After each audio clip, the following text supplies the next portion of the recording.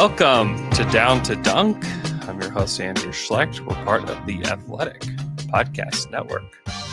With me, as always, on Wednesdays, is my good friend Alex Spears. Alex, what's up? What's up? I just put a saltine in my mouth. Oh, wow. Eating on the pod. It's so dry. Oh, no. Should have given you more time, Al. There's no time. No. We have no time. I need to get real breakfast food. I've just been eating sleeves of saltines every morning. Is that for real? Yeah. Al, we gotta get you some magic spoon or something. Please. In your mailbox. We gotta get you some magic spoon. Help us out, magic spoon. Okay, Al, the season's over. The Thunder are tied for fourth in the lottery odds. Yeah. And now it's all up to some ping pong balls and just straight up luck for the Oklahoma City Thunder. It's going to be a blast. It's going to be fun. It's going to be nerve-wracking, but we're in such a better position than other teams because we have that Houston pick as well. Yes. And you just got to keep falling back on that. I mean, yes, it could happen. We could get totally screwed, end up with the 7th or 8th, or I think we can even fall to 9th now pick. Yeah. It's like a 0.8% chance that we could fall to 9, I think. Yeah. But you know what? I'm looking at the positive. 75% chance of getting at least one top 5 pick. Yeah. Can't do too much better than that. That's all we really wanted this entire time. Let's see what happens. You know, I'm not feeling bad. I'm over that Clippers game. Done thinking about it. Never want to talk about it again. You know what's so cool is if fortune comes to the Oklahoma City Thunder, and let's say we get one top 5 pick or 2 top 5 picks, we'll never talk about that Clippers game ever again. It'll just be out of our minds forever and ever. It'll become like a trivia question on Deborah Buckets 10 years from now. Now, that said, we'll talk about it forever. Yes, that's exactly what I was getting to. So that game could or could not be a big part of our future. We'll see. Yep. I hope I never have to think about it again. Oh, I hope. Man, I was gonna say I've been loving though that a lot of people have been tweeting about how blatant it was. It's not just us. People are bringing it up. There was a nice supercut made, like a 2-minute supercut of just how terrible the Clippers were during that game. It was really egregious. It was absolutely egregious. Did you catch any of the exit interviews? Anything that stood out to you? I didn't really discuss it with Michele on Monday, so didn't know if there's anything that you saw or heard. I mean, I think Shea saying that he still wasn't 100%. That was probably the most interesting thing because, you know, we're getting closer and closer to the Olympics, and who knows if the Olympics are going to happen anymore. But I kind of always just assumed like, oh, there's no chance that Shea wouldn't play in the Olympics. But it seems like it's still something he's dealing with. So who knows? Yep. Because I don't think he'll go unless he's 100%. So that was probably the most interesting thing. Other than that, you know, I mean, the emotional stuff from Mike Muscala was pretty good. That was really cool of him to open up like that.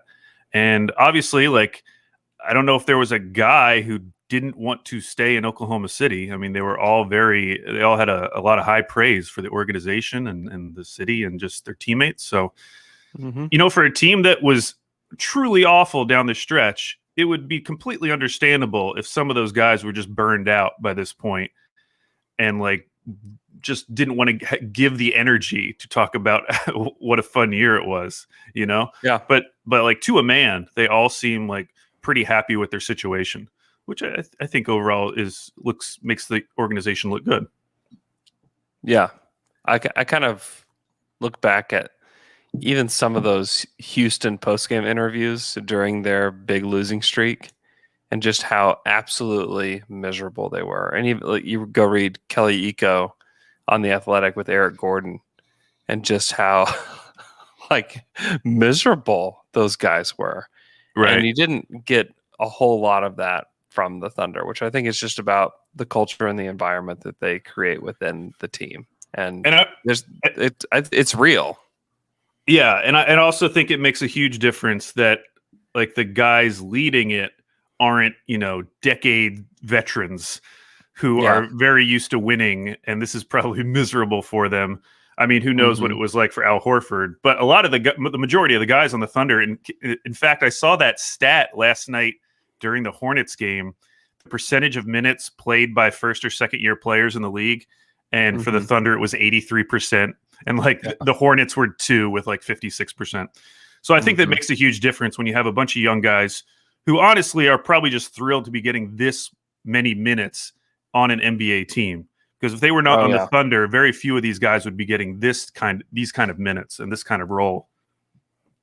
no doubt. Yeah, there's a lot of like glad to be here kind of vibes with them, which is good. Like, it's It is great. good because if you're an agent for a guy in the draft, and let's say who's thinking about going like in the 20s, Hmm. like why would you not target Oklahoma City as a favored destination? Because if your guy is good, he is going to get significant playing time. Like not just, And, I mean, we talked about Ty Jerome on the Suns. He got 10 minutes per game his first year, yeah, and he's exactly the kind of like late first round pick who could get a lot of minutes on the Thunder. and eventually get paid, which is like the big deal Yeah. for the agents. Like that's what it's all Mhm. about, is making your guys happy and getting them paid. And if they're succeeding here, it's great. Ennis Canner's agent's got to be elated that he landed in Oklahoma City. Because does he get that contract if he stays in Utah and he's like the backup center there and is kind of seen as like a villain? I mean, maybe not. He may Yeah. have been closer to the trajectory he's on now, which is he's kind of bouncing around on smaller deals. So maybe he never even gets that big payday. So you want your guys to come here. Even Dion got paid by Miami.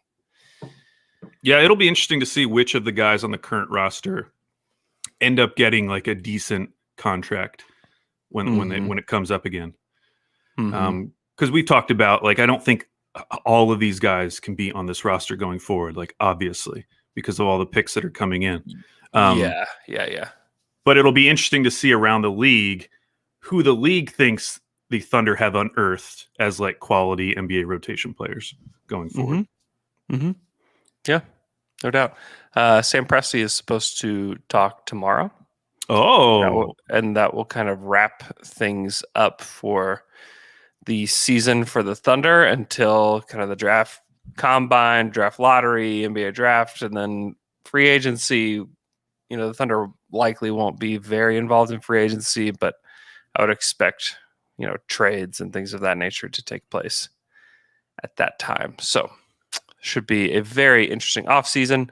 But it's time to take a look back at the season, Alex, and specifically the preseason when we did our over-unders for the NBA. And we do these podcasts, we do the preseason, and then we do the postseason over-unders podcasts. And now it's time, Al. It's finally time. it is time. It is time finally, because even up until this last week of the season, I was going to do this last week, but there were still like 4 or 5 teams where it could have gone either way, including the Thunder. Right. I know. Uh, It's wild. It is very wild. So I'm just going to read off like a handful at a time. And if any of them stick out to you, let me know. We can talk about them further. But I wanted to start at the top, the best teams in the league, because you and I aced this. We aced it, Andrew. The top 4 teams in the league. So the top 2 in both conferences, Utah, Phoenix, Philly, and Brooklyn. We took the over on all 4 of those. Nice. All of them nailed it. All of them had plenty of room to spare. The closest one was Brooklyn, which in retrospect, like it's pretty impressive that they like beat their over under by 3, considering how often Kevin Durant and Kyrie and James Harden were out of the lineup. No kidding. I know. That is something. That's where Steve Nash should get some attention, is that he was able to hold that team together through such a rough season. Yeah, for sure. We both felt really great about Philly, and that definitely came through. I mean, I think just putting a functional team around Joel Embiid really made the difference there. Phoenix and Utah both beat their over-under by over 9 games. So Utah was at 9.5 and Phoenix was at 12.5. I mean, and we've talked about this all season, but even the highest expectations for Phoenix had them like at the 4 or 5 spot. And for them to outplay that by such a significant margin is pretty incredible. And I completely understand why people are talking about CP3 as like a top 5 MVP candidate or putting him on the all NBA teams. What I don't understand is the backlash to that. There's some backlash on Twitter to CP3. What's the backlash? People like his just counting stats or something? Yeah, basically. And people just not wanting to believe that Chris Paul, this old, really had that much of an influence on the Suns team. Like, obviously he's been great, but there's all these other players on the Suns that have gotten significantly better, like, Mikal Bridges or Cam Johnson. Jay Crowder's been good. Devin Booker's good, obviously. But for me, as someone who watched CP3 last year and watched him make almost every player on that team significantly better. I mean, Dennis Schroeder, career year. Danilo Gallinari had an amazing year for the Thunder. I just feel like it's obvious that, I can't deny at this point that Chris Paul is having a huge influence on teams. Yeah. I don't know. It's kind of weird that people are pushing back at something like that so much. It's just, to me, it is like it's stat watching and not watching the games. Because if you watch the games, like, he's their closer. He's controls the offense. I don't know why. That's a wild one. And also helped DeAndre Ayton. I mean, a lot of big guys have been helped by Chris Paul in the past. So I don't know. That's weird. So the next 4, 2 of them we got right again. The Clippers over under going this season, 46.5. That was one of my locks. I felt like the Clippers were so underrated coming into the season because of what happened in the bubble. Everyone was just writing them off, wanting to say playoff P over and over again. I was so confident. Yeah. Well, Andrew, they beat it, but they beat it by a half a game. Yeah, the Clippers. But it still counts. Hey, you still get there. The other one that was very surprising, we both took the over on Portland, preseason over under 40.5. They end up at 42. So they only beat it by a game and a half. And when you think back to all the injuries they had with CJ and Nurk being out, they really did have a pretty incredible season, and they needed to be on fire at the end of the season to beat this. I was going to say that last stretch got us there. It was concerning at different points in the season. Okay, now we get to our first disagreements, Andrew. Our first disagreements. We've finally gotten to them. Okay. The Denver Nuggets, preseason over under 43.5. It was looking good for me early because I took the under. Denver was looking out of sorts, you might say. They did not look like an impressive team. But where's Jeremy Grant? Where's Jeremy? Everyone was Jeremy Grant, and we knew where he was. We were saying he's in Detroit. They beat it. They ended up with 47 wins, beat it by 3.5 wins. You took the over.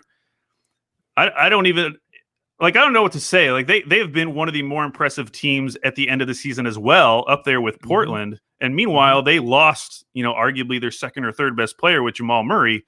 It's really been an incredible run here at the end of the season. Yeah. They just kind of continue to evolve into this Jokic-based team. And then MPJ, he's been a revelation. He's been everything that people thought that he could be. He's been that, and maybe more. He's been very impressive as a shot creator, as a guy that hits the 3 ball. He's really stepped up, which has been kind of the key to them getting these 47 wins. Yeah, there was a stat about his 3-point shooting. One of those. It was a graph plotting him against other shooters in the league, and I think it was for contested 3-point percentage, and he was like in the far top right corner of that graph. Like, he is one of the elite shooters in the game, and it is only his second year. Another one we flipped on, this time in my favor, Andrew, the Milwaukee Bucks over under 50.5. Did you know that before the season, they had the highest over under total in the league at 50.5? Yeah. And they only ended up with 46 wins. Yeah. So missed it by 4.5 games. You took the over. I took the under. So after 9 teams, Andrew, those are the top 9 records in the league. We are tied. We are tied, Andrew. Feeling pretty good so far. But after that, it starts getting significantly worse for me. Now, I just want to pick out a few before we go into some ones that we agreed with or disagreed with. We got three absolutely wrong, and it was the Lakers, Atlanta, and the Knicks. Now, the Lakers one is obvious because LeBron got hurt. I think, obviously, if LeBron doesn't get hurt, we're doing good there. Their over-under was only 47.5. They only got to 42 wins. But I think Atlanta and New York are the two most interesting ones because you will admit, especially you, and I will admit for the Knicks, like the Hawks were your preseason, what is this team? What did they really do? Is this all a joke? Yeah, definitely. Still do not deviate from that, but yeah, cool. Really? So does that mean that you're feeling pretty confident about the Knicks in the 4-5 matchup? It's all about like future potential with them. I do see a path to them being a conference finals team. I would say, it all hinges for me on DeAndre Hunter because he was their second best player before he got hurt. And if you bring him back and your core is DeAndre Hunter, Clint Capella, and Trae Young, like I do think they're starting to build a defensive team around Trae that could work. And you supplement that with shooting with Gallo and Bogdanovic. Like, I don't think it's out of the question just because, like, they've been so good since Nate McMillan took over. I mean, they ended up beating their over-under by 7.5 games. Preseason, 33.5, end up at 41 wins. And that was not assured when Lloyd Pierce was the coach. I mean, they were middling. Yeah. We were feeling great about our preseason predictions about the Hawks, so they've really turned it around. Is there a conference finals team in there? I mean, probably not without a second star.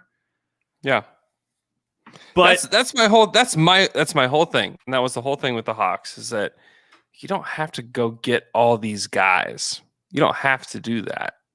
You can still try to get your second star because I still think that they still need another one of those guys. And if Bogdanovic was 23, then I'd be like, okay, like maybe you've got a shot to get there because he can get better. But like, this is he's been very good, but this is probably what you're going to get from him moving forward, which is not bad. But I don't know. I just wish a little bit more for Atlanta.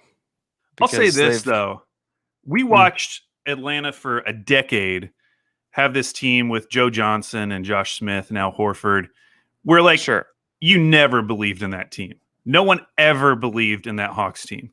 I'm just afraid we're heading for that same kind of ceiling where you just keep hitting. They reach their ceiling, great, right? But there's nothing to. They can never I just don't see them being better than Milwaukee, Brooklyn, Philly. I just don't see a chance of that. And then Miami's always going to be good. I think Boston will bounce back and be better next year. I just don't know. I think they're fine. They're fine and they're good and they've got some good players. That's great. I don't know. I just have loftier goals.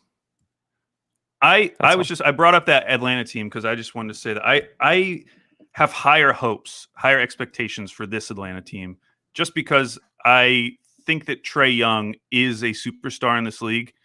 And I think he's had actually an amazing year and was just forgotten, which is fine because they were bad earlier in the season. But I believe in this team long term more than I've ever believed in those old Atlanta Hawks team, which were better teams. I mean, one of those Hawks teams won 60 games, but I never believed in those teams. Yeah. Which, by the way, how do you feel about the Hall of Fame? Because I was thinking as Chris Webber made it, and I just I do not like the Basketball Hall of Fame because I feel like it's a basketball hall of very good. And I was thinking, like, Joe Johnson's probably a definite Hall of Famer, isn't he? Like, with the amount of all-star teams he made and stuff like that. Yeah. Scores, points scored. Probably. But, like, he should not be a Hall of Famer, but he's going to be because those are the kind of guys that we reward. Like, do you have any great memories, any Joe Johnson memories? No. He was good. But he was very good. There's no memories. No memories. And I honestly, Yeah. I feel the same way about Chris Webber. Chris Webber, a little bit more memorable, but I Yeah. just like putting him up there with like this class this year with Yeah. Kobe, Duncan, and KG. Like Yeah. those are Hall of Famers. Like those are guys that I would tell people stories about. Sick class, bro. Yeah. Sick class. Really Anyways, is.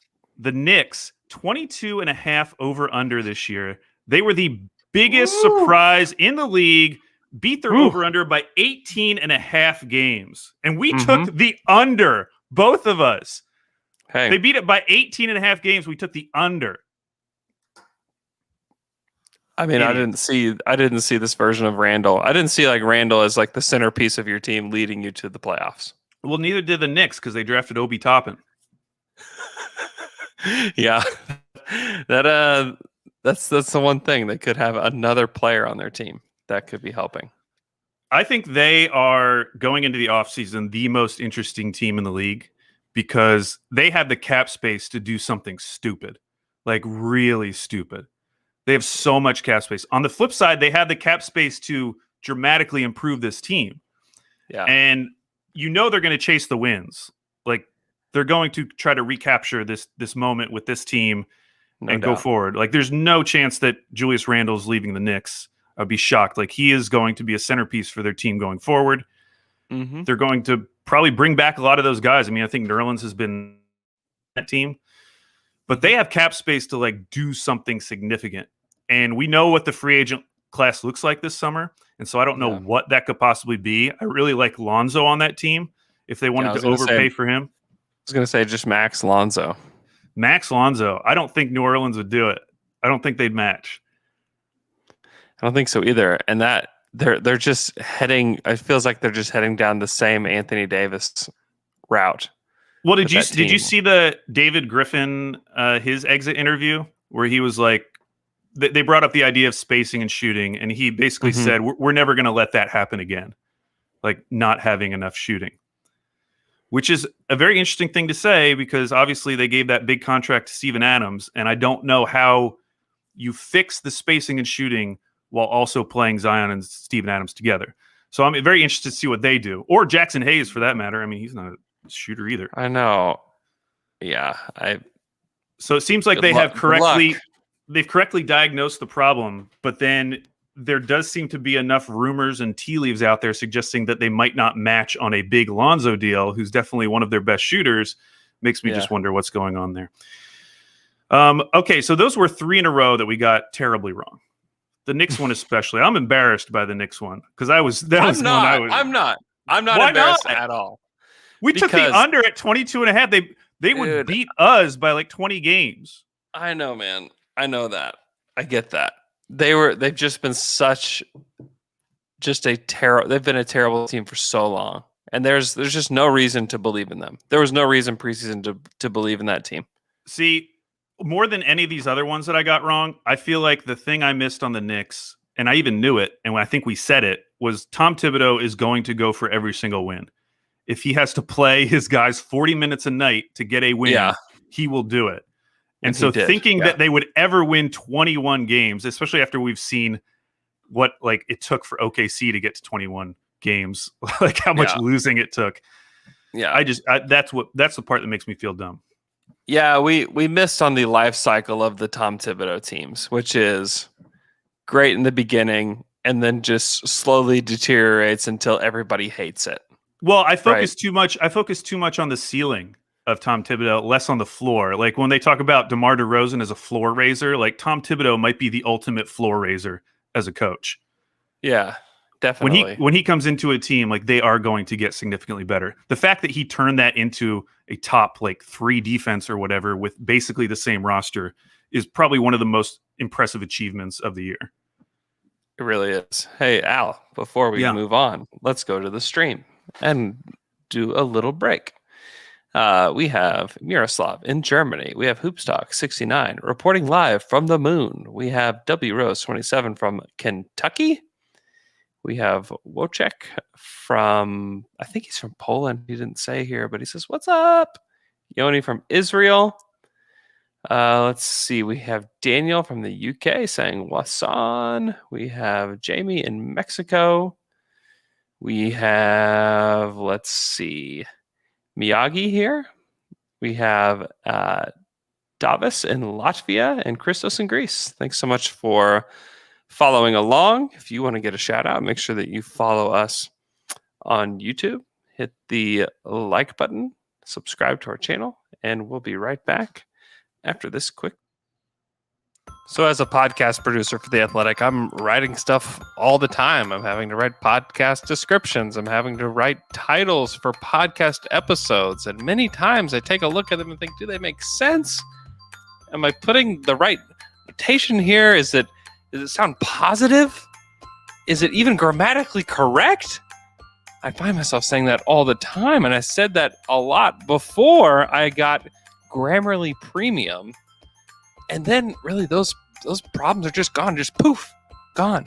I plug whatever it is that I'm thinking or whatever it is that I'm going to put in this podcast into Grammarly. They help me with the grammar. They help me with how it sounds. Does it sound positive enough? They're going to help me with those kind of things.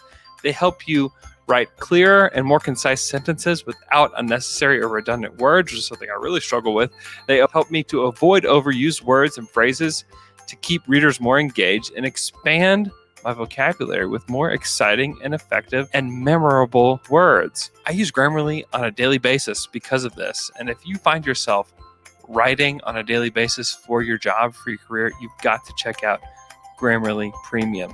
It will help you communicate more effectively with advanced real-time feedback. Grammarly Premium doesn't just correct your mistakes. It helps you build up your skills as a writer with advanced suggestions on grammar, punctuation, sentence structure, and style. It's the perfect writing tool for anyone who wants to stand out with every word, whether it's for work, school, or a personal project. Improve your writing on all of your favorite sites and apps: Outlook, Gmail, Twitter, LinkedIn, and more. Don't just say it, make a statement with clear, flawless text that's sure to impress no matter how you're writing. Do more than just spell check. Say what you really mean with Grammarly Premium. Get 20% off Grammarly Premium by signing up at Grammarly.com/dunk. That's 20% off at GRAMMARLY.com/dunk. Sign up today with BetMGM, the exclusive betting partner of The Athletic, and get a $1,000 risk-free bet. Plus, get a free 3-month subscription to The Athletic. Just sign up at betmgm.com/down-to-dunk to take advantage of this special offer from the king of sportsbooks. That's betmgm.com/down-to-dunk. New customer offer. Paid in bonus dollars. Visit betmgm.com for terms and conditions. Must be 21 years of age or older to wager. Colorado, Indiana, Iowa, Michigan, New Jersey, Nevada, Pennsylvania, Tennessee, Virginia, or West Virginia only. Excludes Michigan disassociated persons. Please gamble responsibly. Gambling problem? Call 1-800-522-4700 in Colorado, Nevada, and Virginia. 1-800-270-7117 for confidential help in Michigan. 1-800-GAMBLER in New Jersey, Pennsylvania, and West Virginia. And 1-800-BETS-OFF in Iowa. In Tennessee, call or text the red line at 800-889-9789. If you or someone you know has a gambling problem and wants help, call 1-800-9-WITH-IT in Indiana. Promotional offer not available in Nevada. And we're back from that quick break.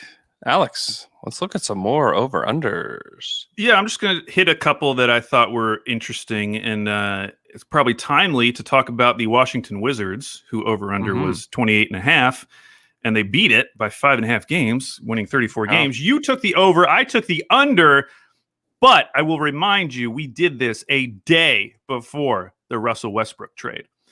And I feel pretty confident that if they had not made that trade, that team with John Wall would have gone under.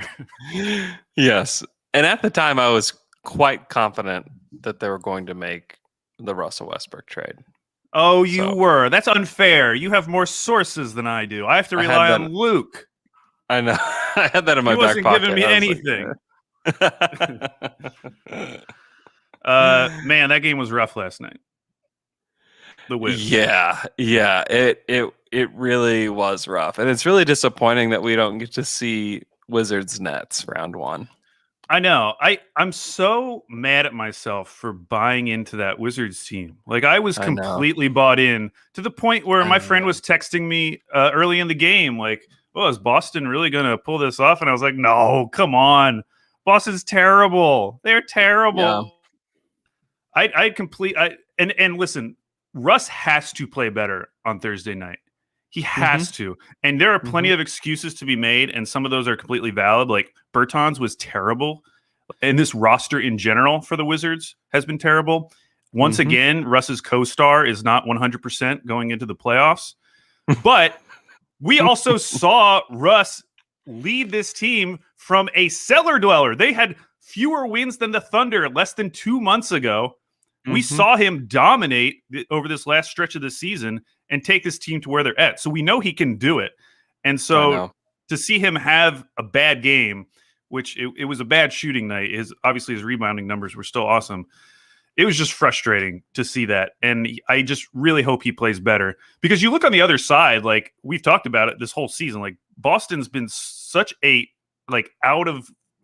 they're such a funky team. They have no idea what's going on. It never seemed like they were going to put things together. And then they lose Jaylen Brown. Then they lose Time Lord at part of the game. Marcus Smart turns his ankle, and it still ends up being a blowout. Like I just felt that was a really let down loss for the Wizards.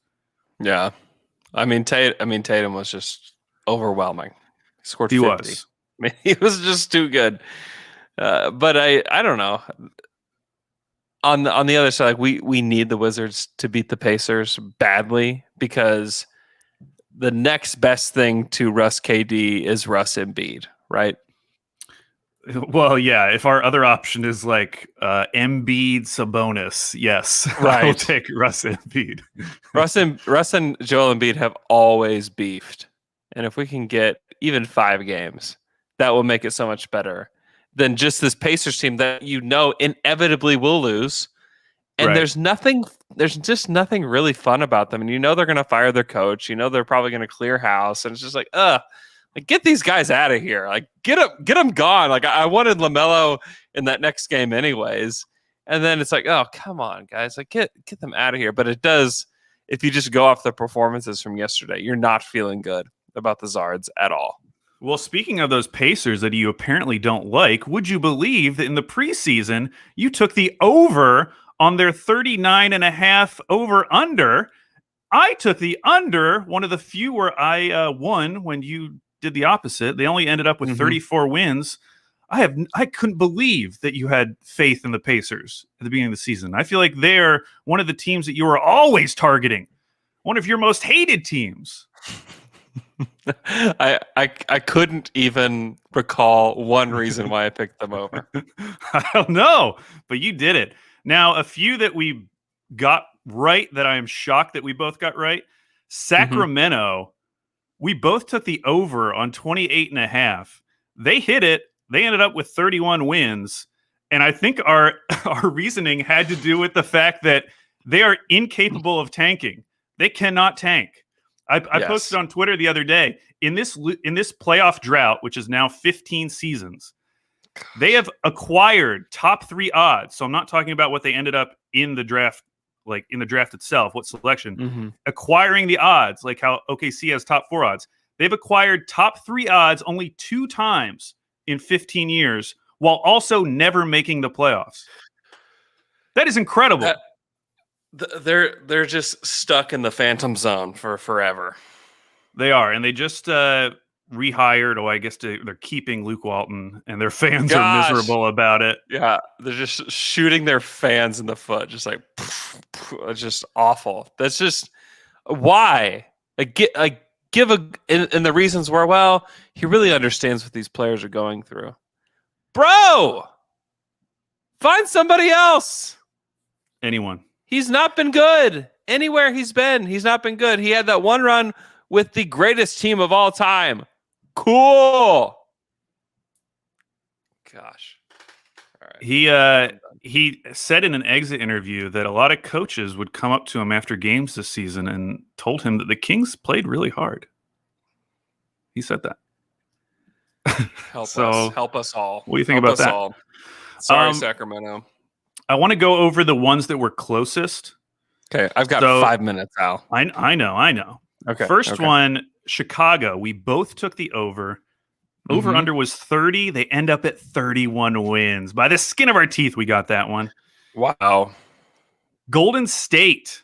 Golden State's over-under was 38.5. I thought there was no chance they were getting to that midway through the season. I took the under back in the preseason. You took the over. They end up at 39 wins, beat it by half a game. Miserable. Oh. Two other teams that beat theirs or didn't beat theirs by half a game. One is Cleveland, who we both took the over on, and it really felt like they should have gotten there. 21.5 as their over-under. They end up at 21 wins, miss it by half a game. And then, of course, the 22 wins. Well, they had 22? Oh, yeah, they did. Yeah. Oh, we got it. They had 22. Yeah, we did it. Oh, I'm changing that to green. I am changing that to green. Oh, that helps me so much. I needed that. Oh, wow. Yep. This means that I'm about to reveal your final score, Andrew. You're going to be impressed. Okay. The last one, of course, the Oklahoma City Thunder. 22.5 over-under. I took the over. You took the under. They end up at 22 wins. Really, the most insane undercover I've ever seen. Ever. Yeah. That in and of itself should make Thunder fans feel better. The fact that they hit that under, the fact that you can look back at this season, know that 22.5 was the over-under at the start of the season, and they hit the under. Like, at some point, you just got to say, okay, fine. They did enough. They did enough. They somehow got under 22.5. Okay, so Andrew, there were only 29 because remember Houston was off the board. Oh yeah, because of the James Harden. Yeah. First, I'll reveal my own record, which let me do the math real quick. I ended up 14-15, basically what you would expect if you were flipping a coin. Yeah. Yuck. Oh man. But you, Andrew, you ended up for the 2021 preseason over-unders 20-9. Wow. 20-9, over 66% correct. Wow. You could be living in two houses right now if you would bet all of those. I should be betting money. What am I doing? I don't know. Oh, some of those were just so lucky. If I did bet money, I would have been freaking out at many points in the season, especially with the Thunder. The Thunder had 20. The Thunder had 20 wins in the middle of March, and they hit it. Congratulations to them and to us. Yeah. So tonight we got Lakers Warriors. I'm so pumped. We have a bet in the Down to Dunk group chat going on. Yep. Taylor made a wild mistake and decided to bet me that Denver was going to beat Portland a few nights ago on the last night of the season, even though it was already midway through the first quarter and Portland was up by an incredible amount. So I was like, yeah, sure, I'll take that bet. So to help him out, I did a double or nothing where I gave him the Lakers tonight and I took the Warriors, really just because I want to root against the Clippers. And so I want the Warriors to win so that the Lakers could potentially end up on the Clippers side of the bracket. That's what it's all about. That is what it's all about for sure. Tonight pregame, halftime, and postgame, I'll be on a live stream for The Athletic with Dave DeFore and special guests. So you can tune into that at The Athletic's YouTube channel. So subscribe to that. If you want to watch me talk about basketball some more, I'll be there. So, okay. The offseason begins, Al. We'll have the breakdown of Sam Presti's press conference on Friday, and should be pretty cool. Pretty cool. All right. Thanks, Al. Thanks, everybody, for listening, and we'll talk to you guys again on Friday.